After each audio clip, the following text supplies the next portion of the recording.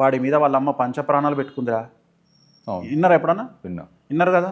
పంచప్రాణాలు అంటే పంచభూతాలు కాదు అవి. పంచప్రాణాలు అంటే ఏంటి అంటే మనము కుండకు బొక్క పెట్టడానికి దహనం చేసేటప్పుడు వాడే రాయి, ఉమ్, దాన్ని శిల అంటాం.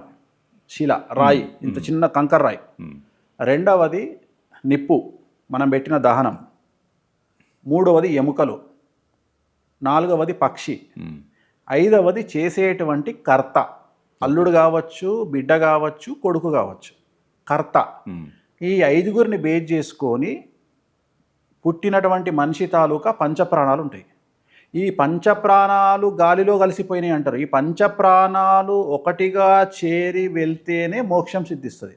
ఈ మోక్షం రావడానికి 12 నెలలు పడుతుంది. ఒక మనిషి చనిపోయిన 12 నెలల తర్వాత సంవత్సరం కంప్లీట్ చేసుకొని సంవత్సరీకం కంప్లీట్ చేస్తేనే ఆ రోజు వాళ్లకు మోక్షం అనేది ఏర్పడుతుంది.